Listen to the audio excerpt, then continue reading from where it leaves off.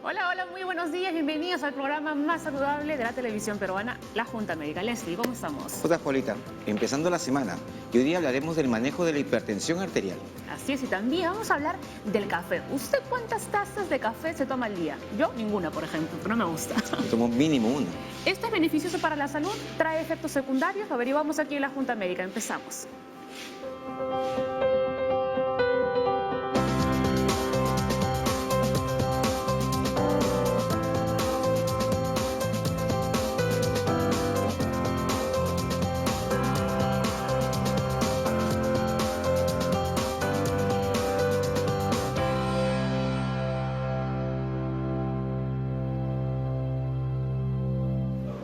A ver, a todos en casa, atentos, porque hoy hablamos de una enfermedad que se conoce como el asesino silencioso, la hipertensión. ¿Por qué? Atención, la hipertensión usualmente no presenta síntomas. Si no se controla puede provocar un infarto o accidente cerebrovascular y aumenta el riesgo de presentar insuficiencia renal.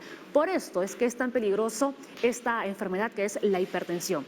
Vamos a conocer a nuestros médicos invitados. El doctor Pino ya estuvo en la primera temporada de Junta Médica. Un placer que vuelva nuevamente aquí. Gracias. Carlos Pino, cardiólogo del Hospital 2 de Mayo. Y también el doctor George Vázquez, nefrólogo, jefe del Servicio de Nefrología Especializada del Hospital Rebagliati. El doctor Soto, que también aquí ya está listo para conversar sobre ese tema. Recuerden que estamos en vivo. Pueden enviarnos todas sus consultas a las cuentas de Junta Médica, al Twitter, al Facebook. Y también pueden llamarnos al 619-0647, que es la línea médica. Rápidamente, doctores, porque ya son las 9:20. La hipertensión. Cuéntenos un poquito. Bueno, en realidad, ¿no? Los que están en casa, no vamos a ponerlos en contexto. Sí, bueno, ante todo, muy buenos días. Gracias por la invitación, doctor Soto, doctor Vázquez. Buenos días. La hipertensión arterial es una enfermedad que lamentablemente todavía sigue teniendo bastante prevalencia acá en nuestro país, ¿no? Según los últimos estudios realizados aquí en el Perú, aproximadamente 3 de cada 10 adultos mayores de 18 años sufren de hipertensión arterial, que es una cifra bastante alta, ¿no? ¿Es cierto que se está viendo más en niños también, lo que antes era inusual? Bueno, cada vez más se está viendo el inicio de la hipertensión arterial en gente más joven. Ajá. En gente más que niños, en gente más joven, ¿no? Anteriormente veíamos pues la hipertensión arterial en pacientes de 40, 50 años, 35, ahora estamos viendo en gente de 30 años, 28, 25 años, ¿no? Lamentablemente, ¿no? ¿Y esto es por los malos hábitos, por la obesidad, por ejemplo? Claro, hay varios factores de riesgo que nos pueden llevar al proceso de la hipertensión arterial. Uno es la obesidad, como bien manifiestas, el consumo excesivo de la sal, el tabaquismo, ¿no? Y otras alteraciones, el estrés también, que nos pueden llevar poco a poco a desencadenar este problema de la hipertensión arterial. Cuando hablamos de presión arterial, ¿a qué nos referimos? Para que todos nos puedan entender. ¿Qué es la presión arterial? Y cuando hablamos de presión arterial alta. Bueno, la presión arterial no es otra cosa que la fuerza con la cual la sangre choca contra las paredes de las arterias. Hay una fuerza, cuando el corazón bombea la sangre, esta choca contra las paredes contra una determinada fuerza. Pero cuando esta fuerza ya es excesiva, ahí estamos hablando de hipertensión arterial, el aumento de la presión dentro de todo el árbol circulatorio arterial, ¿no? Y la hipertensión puede afectar a diversos órganos. Efectivamente, la hipertensión arterial es una enfermedad sistémica, es decir, que compromete o puede comprometer a todo el organismo. Puede comprometer al cerebro, puede comprometer a la retina, así es, al riñón, al corazón mismo, ¿no? Justamente, no, doctor, el riñón es uno de los órganos que se ven muy comprometidos, se puede llegar hasta la diálisis. Claro. Si entendemos justamente que el corazón, que es un órgano primordial, excelencia, porque nos da todo, es el motor de la circulación, y es ahí justamente donde interviene mucho más, que todo el aparato circulatorio está en todo el organismo. Esa parte, esa circulación que va a terminar justamente a nivel renal. Las arterias se van dividiendo y van alimentando también a los riñones como otros órganos. El detalle estriba de que estas arterias se van dividiendo mucho más pequeño y al final las llamadas arteritas o arterias interlobulares van a formar lo que es el corpúsculo glomerular, que es parte de lo que es arteria. y 1 millón de glomérulos o corpúsculos vasculares van a formar cada riñón. Y ahí la repercusión que tiene todo lo que ocurre a nivel del aparato circulatorio en el riñón.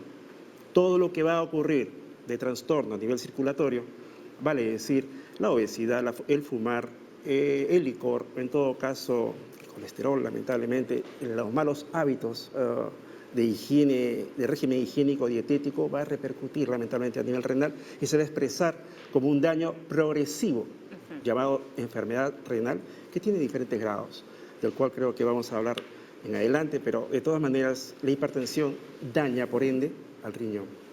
Doctor Soto. Sí, mira, la fuerza que sale la sangre del corazón, la arteria la maneja tranquilamente. Pero si tenemos malos hábitos alimenticios, va a haber placas dentro de las arterias, entonces hay más fuerza con la que tiene que salir la sangre, va a endurecerse las arterias también y por lo tanto la sangre tiene que salir con mucho mayor fuerza. El cuerpo tiene la ventaja de que se va acostumbrando poco a poco.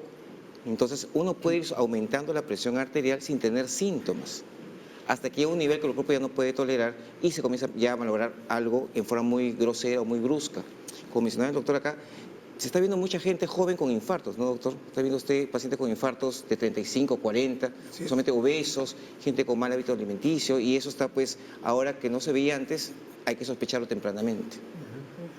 Por eso es muy importante que todos los adultos, ¿no?, deben medirse la presión arterial periódicamente, pero también a algunas personas les basta con modificar su estilo de vida para controlar la presión arterial. Otras, por el contrario, sí necesitan tomar medicamentos. Esto es importante con prescripción médica. Así es. Prácticamente las personas mayores de 35 años deberían tomarse la presión arterial por lo menos una vez al año, ¿no? ¿Cuáles son los valores normales entre máxima y mínima?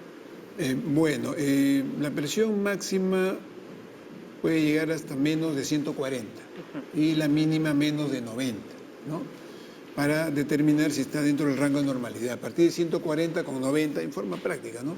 Ahí hablamos de hipertensión arterial, aunque ahora han salido últimamente otras guías que nos dan otro tipo de números con respecto a la hipertensión arterial, pero yo creo que debemos manejarlo de esa manera. 140 con 90 ya hablamos de hipertensión arterial, sí. Muy bien. Doctor. La OMS nos da justamente como proporción que un 20 a 30% de la población adulta, y llamemos población adulta de 18 a 65 años, está padeciendo de hipertensión arterial. Ahora, y que después de los 65 años es el 50% que va a presentar justamente estos cuadros. Con esto quiero remarcar de que, por favor, no porque seamos jóvenes no nos vayamos a controlar la presión arterial o nos hagamos un chequeo siempre a nivel de un consultorio médico para que nos puedan detectar en razón de que es un asesino silencioso. Claro. Y en ese sentido no quiere decir que la juventud significa salud. Así la es. Juventud significa responsabilidad para poder tomar la decisión de controlarse, no por el hecho de que no sienta nada, sino por el hecho de que uno debe de prevenir. La parte preventiva es la parte que va a marcar el desarrollo de una vida. Y si esa vida se ha comprometido y no nos damos cuenta, pues lamentablemente las enfermedades se van a hacer presentes cada vez más, todo por culpa de un mal manejo de inicio, vale decir, de la hipertensión arterial. Y con mayor razón todavía, ¿no?, aquellas personas que se consideran jóvenes, pero tienen, digamos, familiares o sus padres son hipertensos, ¿no? O sea, ellos con mayor razón deberían hacerse estos chequeos, ¿no?, para saber si ellos también están desarrollando la enfermedad. Sí, vamos a hacer algunas recomendaciones.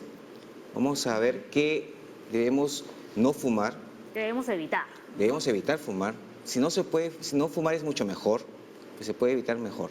Moderar el alcohol, controlar el peso, ejercitarse, practicar una dieta saludable y no descuidar el tratamiento farmacológico. Importantísimo todos los puntos, pero vamos a ver que del 50% más o menos de la gente que toma medicación para diabetes e hipertensión, toma la medicación. Porque como en ese momento no le duele la cabeza, no siente nada, no toma. Entonces, eso está muy mal porque la presión arterial sigue avanzando internamente y después hay un derrame, hay un infarto y la gente menciona que no, yo no sufro de presión alta, sino sufro de presión emotiva. ¿Existe, doctor, la presión emotiva? Bueno, Muchas veces los pacientes confunden hipertensión arterial y nos dicen, ¿no? Tenemos una presión emotiva. ¿Qué es lo que sucede?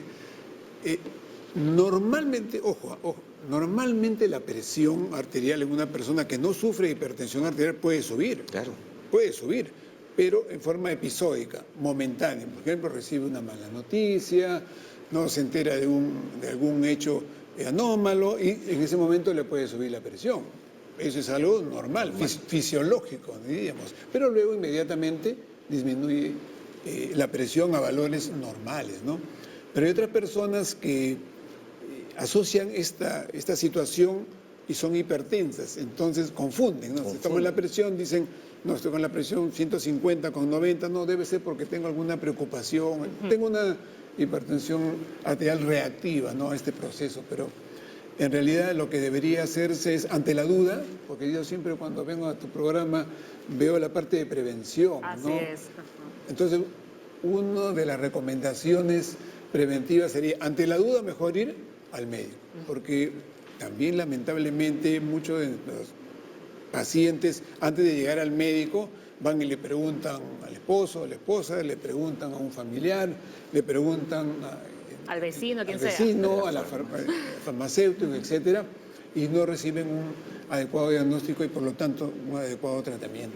Ahora, otra de las recomendaciones que indican ustedes los médicos es que la persona que es hipertensa lleve un cuaderno de registro, ¿no?, que todos los días se mida la presión, generalmente a la misma hora, ¿no?, para ver cómo está eso. Bueno, sobre eso, anteriormente uno le podía dar esa indicación al paciente, ¿no? Pero eso tiene sus bemoles, ¿no? Uno, el paciente sabrá tomarse bien la presión. Dos, lo hará de manera adecuada, se sentará y esperará 5 minutos, se pondrá en el sitio adecuado, ¿no? Entonces, podría ser en un caso, pues, sumamente especial, de un paciente que reúne todos los requisitos. Porque yo he visto a varios pacientes hipertensos que andan con su tensiómetro a donde vayan. Sí, claro, podría ser. Yo creo que eso, en resumen, doctor Soto, yo creo que eso sería como una referencia, ¿no?, claro, para el médico. Me vienen pacientes a la consulta con su cuaderno, como dices, apuntado. Bueno, uno le sirve eso como referencia, claro, ¿no?, para poder saber, bueno, qué tal anda su presión arterial. Pero actualmente existe un examen que se llama monitoreo ambulatorio de presión arterial, MAPA por sus siglas, ¿no?, el cual ya evita hacer este tipo de... ese registro de todos los días. Exactamente, ¿no? En 24 horas se le pone este monitor de presión, el cual automáticamente le va tomando durante la vida diaria, durante todos los momentos en los cuales el paciente se encuentra en su actividad o durmiendo, con poca actividad o con mucha actividad, ¿no? Tenemos una consulta, doctores, en las redes, nos ha llegado a través del Twitter. Marco Silva, ¿qué causa la hipertensión arterial en los adultos jóvenes? Bueno, más o menos ya le estaban respondiendo los doctores, pero vamos a volver, ¿no?, a contestarle al televidente. Al menos creo que tenemos que ser claros en ese sentido para poder dar la idea o la imagen de qué es la hipertensión arterial. Si ustedes recuerdan el término la gota quebrada a la piedra, una gota de agua cae sobre una piedra, si son dos van cayendo, un chorro de agüita va cayendo sobre la piedra, pero extrapólense 10.000 años más adelante. Esa gota de agua va a hacer un hueco en la piedra. Igual también la presión arterial. Toda repercusión que hay contra el organismo, contra el aparato circulatorio, va a dar como consecuencia, no que va a hacer un hueco, pero sí que va a lamentablemente lastimar toda la circulación, todos los órganos. Los órganos son irrigados por la sangre y la sangre lleva la alimentación justamente mediante el oxígeno y los nutrientes hacia todo el sistema. Si no cuidamos eso, no esperemos, pues, o sea, maravillas. La pregunta específica, ¿qué causa la hipertensión arterial en los adultos jóvenes? La presión arterial, no es que sea, perdón, la hipertensión en este caso, no es que sea hipertensión de forma general. Se estudia la hipertensión, se estudia al paciente hipertenso y se tiene que determinar justamente que dentro de ese 8% conocido las causas que produce la hipertensión arterial, hay un 92% que se llama hipertensión de causa esencial o ya actualmente primaria, que no tiene explicación, pero toda la hipertensión basta que tenga el paciente para poder ser estudiado. En otras palabras, solamente dependiente del aparato circulatorio o algún órgano que pueda estar comprometido, en este caso como el riñón, por ejemplo, que sí puede presentar formas para poder ser evaluado mediante el examen de orina, depuración, función renal, proteinuria o no. Cambios estructurales a nivel de este glomérulo que hemos descrito justamente a nivel de la corteza renal, que esos cambios van a determinar justamente sí alteración en lo que son parte de las hormonas, renina, angiotensina, aldosterona, y que eleva la presión arterial. Ojo, presión arterial en un adulto joven debe llamar la atención y debe incitar a todos los médicos a que sea evaluado completamente para poder determinar qué es lo que está causando, porque posiblemente justamente en razón al tiempo va a llegar a un deterioro de muchos órganos y uno de ellos es el riñón también. Eso es muy importante. Y además recuerden que la hipertensión es una enfermedad crónica. Así es. Así que si uno es detectado con hipertensión, la vas a tener para toda tu vida. Nos vamos a la pausa, doctores. Al volver les vamos a contar todas las propiedades del café y también algunos mitos, ¿no? Es cierto, por ejemplo, que las personas diagnosticadas con enfermedades cardíacas no deberían tomar café. Se lo contamos enseguida aquí en Junta Médica. Ya regresamos.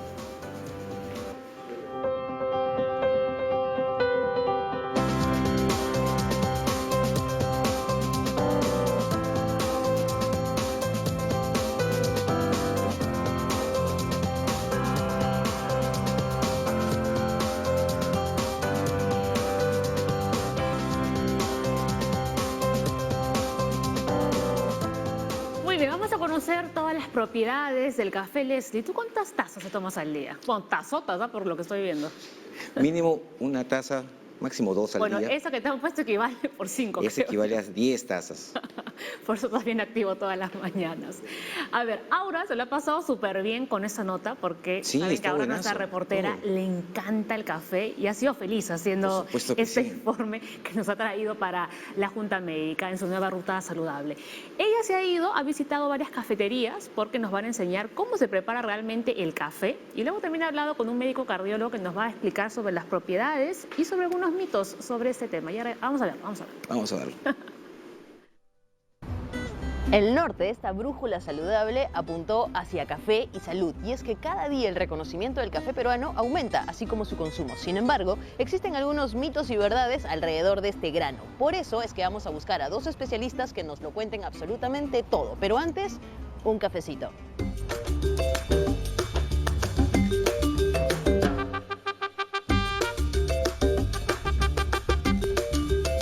Bien, hemos llegado en búsqueda de nuestro primer especialista, que es barista. Él nos va a contar sobre las propiedades de tomar un buen café. Sergio, ¿qué tal? ¿Cómo estás? Ahora, muy bien. Bien, bien. Sergio, cuéntanos rápidamente, ¿por qué debemos consumir y tomar café peruano? 2 razones básicas. Primero, porque nos da energía en las mañanas para poder trabajar. Y lo segundo, por los antioxidantes que generan una mejora en el cuerpo humano. Bueno, ahora vamos a ir donde Jesús y él nos va a mostrar los distintos tipos de café. Vamos por acá. Jesús, a mí me han mandado aquí porque me han dicho que tú me vas a contar sobre los granos de café que utilizamos. Lo que normalmente se maneja en Perú son 2 tipos de café, el café robusta y café arábica. Hay muchas más especies, pero son las principales. Uno va a tener un sabor más fuerte, más intenso, va a tener más cafeína, que es la robusta. Lo que normalmente utilizamos en cafeterías de especialidad, cafés arábica. Se destacan más en lo que es el aroma y el sabor. Acá en la cafetería trabajamos con cafés de diferentes orígenes. Tenemos un café de Rodríguez de Mendoza, de la región Amazonas, uno de San Ignacio, de la región Cajamarca, y uno de Chanchamayo, de la región Junín. Mira, dependiendo de la variedad, el café va a tener atributos. Estos atributos son olores, sabores que va a tener el café. Hay un punto intermedio en el tueste en donde va a desarrollarse mayor cuerpo, lo que es el peso en boca de la bebida. Si nos pasamos ya de un tueste, ese cuerpo va a bajar y va a mantenerse el color. Se van a destacar sabores más amargos, medio ceniza. El olor también es distinto, es desagradable. Es que ya estás matando algunos aromas y algunos sabores. Si tienes un buen café, puedes oler que huele afrutado o con cítricos o ácidos quizás a manzana. Además tiene otra textura, ¿no? O sea, por ejemplo, este es un café, no sé, yo lo veo medio fresco, en mates, y este de acá es un brillante. Se ha tostado tanto que la estructura del grano ya empezó a fraccionarse. Característico es que vas a encontrar así un grano grasoso. Hacer un ácido graso oxidado tampoco es saludable para el consumo.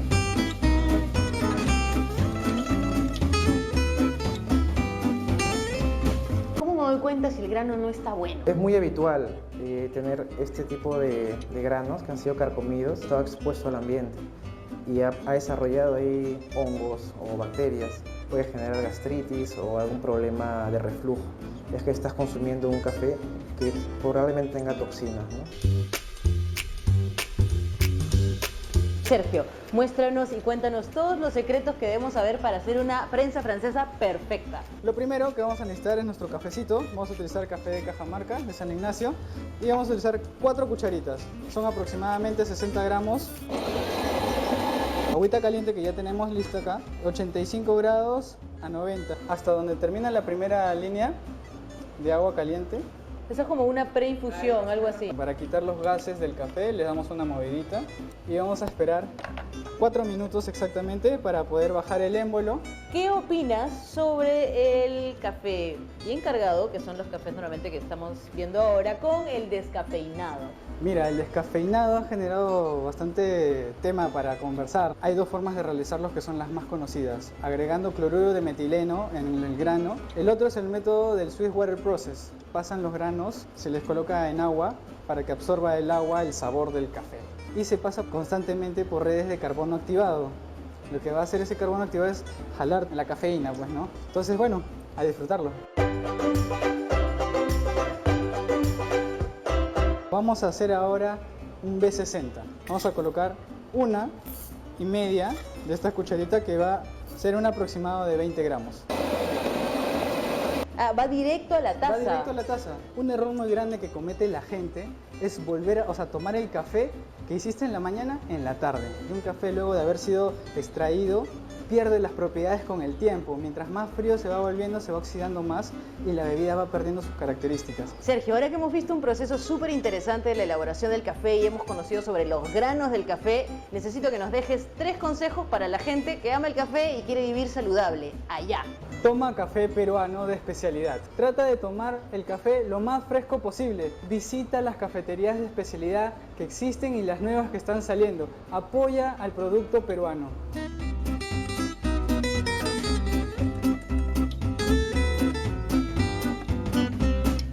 Doctor, ¿beber café es bueno para la salud y en su caso, como cardiólogo, es recomendable para el corazón? El consumo regular de café disminuye en un 14% la probabilidad de tener enfermedades cardiovasculares, enfermedades respiratorias, enfermedades cerebrales como el derrame, diabetes e infecciones. Si una persona es sana, no tiene problemas de hipertensión arterial o de arritmias e incluso en ciertas condiciones especiales, el café sí es beneficioso. Eventualmente puede sí tener problemas de gastritis, problemas de desmineralización de huesos, o si el paciente es hipertenso le puede alterar la presión arterial. Va a depender también mucho de la susceptibilidad que uno tenga frente al consumo de café.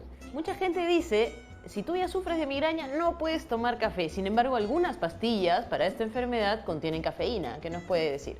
La migraña se produce ¿por qué? Porque los vasos del cerebro se dilatan y entra una mayor cantidad de flujo sanguíneo. El café o la cafeína produciría vasoconstricción y de esa manera, sobre todo, es más preventivo de una migraña. Y en relación al consumo de la cafeína del café y la cafeína de otras bebidas energizantes, por ejemplo, ¿qué nos puede comentar? Los energizantes tienen otras sustancias que pueden ser contraproducentes a la salud y sobre todo la concentración alta de cafeína, asociados a contenidos altos de azúcares, y no sería tan recomendable. Doctor, después de habernos brindado tantísima información sobre el consumo de café, le voy a pedir 3 recomendaciones para un consumo responsable de este gran grano.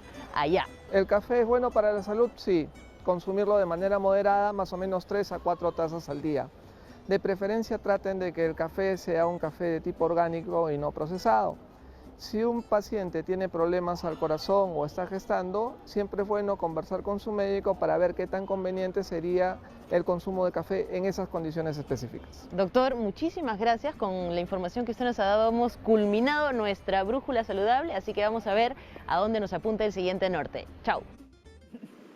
Gracias, Aura. Qué interesante. Bueno, por un lado, la preparación es toda una ciencia. Claro, es todo un No era tan estilo- fácil como pensábamos. Así es. Ajá. Y sobre todo que mucha gente guarda el café de la mañana para la tarde. Es verdad, o hasta la noche. Y pierde pues ya las propiedades, ya no es bueno y tan oloroso como está en la mañana. Y bueno, ya escuchamos al experto, ¿no? Es recomendable, entonces es bueno tomar café. Claro que sí. ¿No? Muy bien, tenemos dos consultas en las redes sociales, ¿no? Que tienen que ver con este tema que acabamos de ver. A ver, Gise Cont, ¿el café causa gastritis o lo empeora? Y hay otra.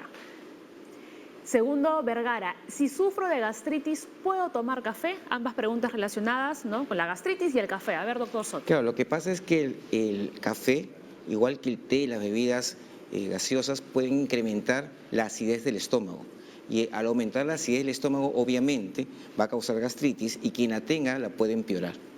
Por lo tanto, se sugiere pues el mínimo consumo de hasta una taza nada más si es que sufre de gastritis. No, pero como escuchamos al doctor decía entre 3 a 4 tazas más o menos, ¿no? Era como que lo permitido, lo recomendado. Claro, pero lo malo es que cuando a una persona tú le dices toma una taza de café, se toma 3, 4.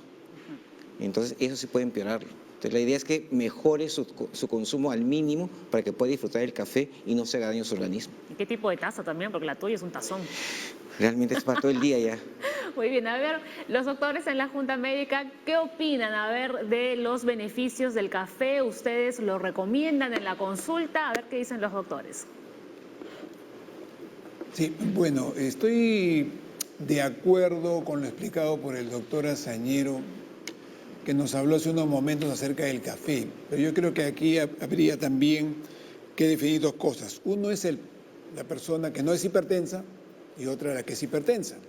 La que no es hipertensa, es sana, no hay problema en que consuma el café, ¿no? Porque tiene, entre otras cosas, antioxidantes y otras sustancias que nos ha manifestado muy bien el doctor Azañero.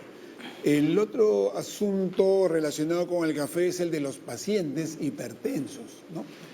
La reacción de la presión arterial en los pacientes hipertensos va a depender de la susceptibilidad de cada paciente. Hay personas que pueden tomar 3, 4 tazas de café al día, no cargado, y no sucede absolutamente nada con la presión arterial. Pero sin embargo hay otras susceptibles que solamente una taza de café le puede incrementar la frecuencia cardíaca y esta puede aumentar la presión arterial. En resumen, yo creo que la indicación de tomar o no café debe ser individualizada por parte del médico con respecto a su paciente. Ahora, al doctor Vázquez, ¿el consumo de café podría afectar al riñón en el caso de los pacientes hipertensos, doctor? Hay un término muy popular que dice justamente, bueno es culante, pero no tanto. Todo estriba en razón a la repercusión que puede haber con respecto a la presión arterial. El café orgánico, un buen café, dicho sea de paso, tomado en forma moderada, en forma liviana, no repercute tanto. No repercute, se puede decir. Más sin embargo, si hay un componente hipertensivo, va a generar justamente un incremento de la vasoconstricción periférica y esto a su vez va a dar como consecuencia el incremento de la presión arterial. Toda presión arterial lamentablemente tiene órganos blancos, llamemos cerebro, corazón, riñones, que van a recibir justamente esa carga, esa resistencia, esa dificultad, generando respuesta inadecuada de esos órganos y dando por consiguiente un daño posterior. Debemos recordar asimismo de que tanto la hipertensión arterial como la diabetes son elementos que repercuten tremendamente a nivel renal y sobre ellos justamente es lo que uno tiene que tener mayor control, mayor seguimiento y recordarle a estos pacientes que son portadores de estas enfermedades que no deben de dejar de ir ellos al 100% a consulta o a control, dado que son los que más van a tener o padecer posteriormente de enfermedad renal crónica en este caso. Muy bien, doctores, muchísimas gracias. No se mueva, que nadie se mueva en casa, porque hacemos una pausa súper chiquitita para volver. Seguimos contestando todas las consultas que nos están llegando a las redes sociales. Sigan mandando sus preguntas, ¿no, Leslie? Preguntas a nuestro Facebook y a nuestro Twitter. No se olviden que estamos en vivo a los teléfonos 619-0747. Ahí está, ya de memoria. Ya me aprendí. Muy bien, vamos a la pausa y ya regresamos.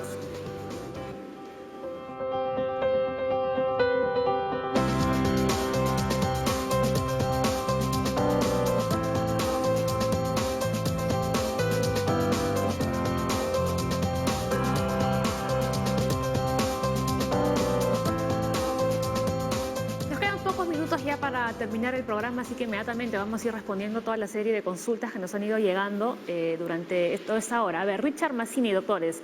Hace 15 años me diagnosticaron hipertensión. Tomo losartán 50 miligramos una vez al día. Hace 3 meses que siento debilidad 1 hora después de la toma y mi presión es 150.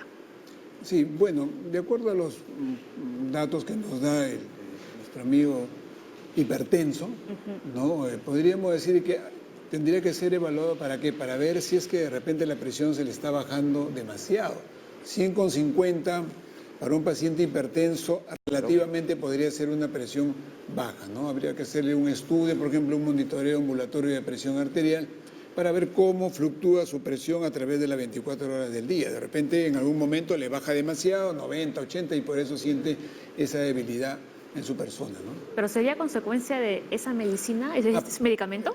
Claro, por supuesto, ¿no? Porque está tomando el losartán, a pesar que toma una vez al día, pero como dije hace unos momentos, todo depende de la susceptibilidad de cada persona, ¿no?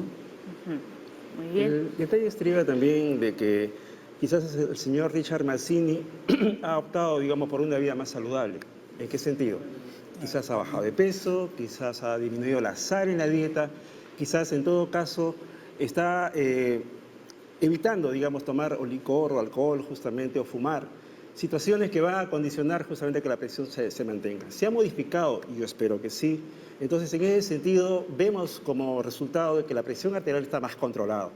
En ese sentido, yo recomendaría que el losartán sea nuevamente evaluado por su médico y pueda ser indicado o no. Y no solamente como medicamento hipotensor, sino que también el mismo elemento que forma parte de los artanes está un poquito en estos momentos en discusión como uso hipotensor desde el punto de vista científico. Entonces, en ese sentido, yo le recomendaría que vaya a su médico cardiólogo o el médico que le ha indicado el tratamiento, que lo reevalúe y pueda, digamos, determinar cuál es la mejor conducta actualmente. Pero si usted ha hecho la conducta, vale decir, la vida correcta, bajar de peso, no tomar, no fumar, el hecho de caminar adecuadamente hora y media al día, pues usted está haciendo lo mejor. Y sobre todo restringiendo la sal en la dieta. Eso, porque está muy relacionado el consumo de sal con la hipertensión, ¿no? ¿Leslie? Sí, lo que dice el doctor es muy cierto. Muchas personas piensan que yo tengo hipertensión y por lo tanto solamente puedo tomar medicamentos. Lo que se recomienda usualmente es cambio en estilo de vida, que implica hacer ejercicio, que implica comer saludable, que no significa una dieta porque no existe dieta, es comer saludablemente, que es lo normal que deberían de hacer. Entonces, estas personas al hacer esos cambios pueden incluso dejar de no usar medicación, siempre y cuando cambien todo ese estilo de vida. La sal lo que va a hacer es jalar agua, y al jalar agua hay más sangre, por decirlo así, y hay más fuerza para la presión. Importante. Y eso es lo que más cuesta realmente, ¿no? Iniciar un estilo de vida saludable. Sí, hay otra cosa. Mucha gente dice, pero si yo en la casa limpio, barro, cocino, plancho, hago todo, hago ejercicio. Eso y dice mi abuela, es ejercicio. ¿verdad? Eso dice mi abuela, es cierto, es cierto. A ver, acá hay otra consulta. César, desde el RIMAC, dice, ¿qué alimentos son necesarios para evitar la hipertensión? Bueno, con respecto a la alimentación, bueno, ya lo han manifestado anteriormente, insistir en comer bajo en sal, más o menos para tener una idea de... Bajo, no sin sal. No, sin sal no. Yeah. Claro, es una buena acotación la que haces, ¿no? Porque uno si le dice al paciente coma sin sal, definitivamente no le va a hacer caso, ¿no? Porque no sé si alguien aquí, donde estamos reunidos, todos ha comido sin sal, pues es una cosa pues horrible, ¿no? Sí. Nadie va a hacer caso, no va a aguantar ni un solo día. Y yo personalmente lo que le digo a mis pacientes es, ¿cómo usted bajo en sal? Pero no tan bajo como para que usted no tenga el gusto, ¿no? Claro, para que la comida no sea insípida tampoco, ¿no? Exactamente, ¿no? Y también, con respecto a los alimentos, comer básicamente bastantes frutas, verduras y pescado, ¿no? Para mantener pues una buena alimentación y evitar también el exceso de peso, ¿no? Pescado más que otro tipo de carne, Claro, como por ejemplo carne roja. Exactamente, pescado. A ver, doctor, ¿algo que añadir? Siempre la recomendación que hacemos en forma general, no por el hecho de ser nefrólogo implica de que no veo o no vemos al paciente renal como un todo. El paciente es un todo. Entonces, en base a ello, siempre le decimos que el color verde es un color muy bonito. Entonces, todo lo que es verde puede ser comestible en todo caso. Y si puede ingresar justamente a la alimentación, pues magníficos, pero principalmente restringiendo la sal al máximo. Dependiendo, digamos, del grado de insuficiencia renal, es que uno agrega, digamos, cosas o quita cosas en la alimentación, que también en forma indirecta va a influir también en la hipertensión arterial. Pero un buen punto justamente es la restricción que se está diciendo acá. La sal, lo más pequeño posible. Tratemos de evitar las carnes rojas, vísceras, embutidos, que lamentablemente no contribuyen, digamos, adecuadamente con la función que queremos defender tanto, que es el sistema circulatorio. Sí, también evitar la comida chatarra, que tiene demasiado grasa, demasiados carbohidratos, las frituras. La alimentación sana es básicamente en base a verduras, frutas, nos va a ayudar mucho a bajar ese tipo de problemas que pueden ser manejables con una dieta saludable. Bueno, Jorge Santiago nos escribe y nos dice, ¿la hipertensión conlleva tener taquicardia? Bueno, los pacientes hipertensos, la mayoría de ellos no tienen síntomas, ¿no? Como bien saben, el 90% de pacientes hipertensos no tienen síntomas, por eso que se le llama pues el asesino silencioso, ¿no? Ajá. Pero hay otros síntomas que sí pueden tener los pacientes, ¿no? Por ejemplo, dolor de cabeza, falta de aire, zumbido en los oídos y también el aumento de la frecuencia cardíaca. Es una reacción ante la hipertensión arterial. Muchos pacientes llegan a la consulta hablando que tiene palpitaciones y piensan que tiene una arritmia. Así es. Cuando en realidad no tiene una arritmia, es una reacción del organismo, del corazón, al presentar la frecuencia cardíaca aumentada o taquicardia, ¿no? Es por eso que hay que recomendar a los pacientes o a la ciudadanía en general que acudan al médico, porque es la persona autorizada para poder tomar toda la sintomatología, toda la signología, todas las características del paciente y al final sacar una conclusión, ¿no? Esa sería mi recomendación, ¿no? Y confiar en el médico que lo atiende y no como dice Leslie, muchas veces ir de médico en médico, de médico en médico, ¿no? Al final es más complicado también. Sí, porque el paciente muchas veces busca lo que él quiere escuchar. Claro. Y realmente eso no es la idea. La idea es, si va con su médico, le da una medicación, si esta no le funciona, que le diga al médico, no me funcionó, para que él vea, porque cada medicación es individualizada. Doctor Vázquez, nos vamos. Una última recomendación. Sí, y si quiere responder a la consulta. Sí, en razón a la pregunta, justamente debemos de pensar, como le mencioné nuevamente, en forma global. No solamente la hipertensión cursa o va con hipertensión. El tener taquicardia me hace pensar a mí que hay que descartar la posibilidad de enfermedades que puedan aumentar la frecuencia cardíaca. Uno de ellos es la anemia secundaria que se asocia a la hipertensión arterial en el paciente renal. Entonces, en ello tenemos que, si bien es cierto, hay un asesino silencioso, pero ese asesino silencioso está dejando secuelas, está dejando daño, en este caso a nivel renal. Y una forma de expresarse del riñón de que está insuficiente es la anemia que la acompaña. Esta anemia va a depender justamente dar síntomas. Uno de ellos es la fatigabilidad, taquicardia, aumento de la frecuencia cardíaca. Entonces, por favor, como ha dicho muy bien el doctor Pino, vayan al médico, contrólense, tienen que hacerse chequear, no tomen estas cosas tan trivialmente, porque sinceramente el daño es para ustedes, pues. Muy bien, muchísimas gracias, doctores, por haber estado en la Junta Médica, 10 en punto de la mañana. Nos vamos, que tengan un bonito día. Leslie, mañana 9 en punto. Estamos de vuelta en sus pantallas. Chao.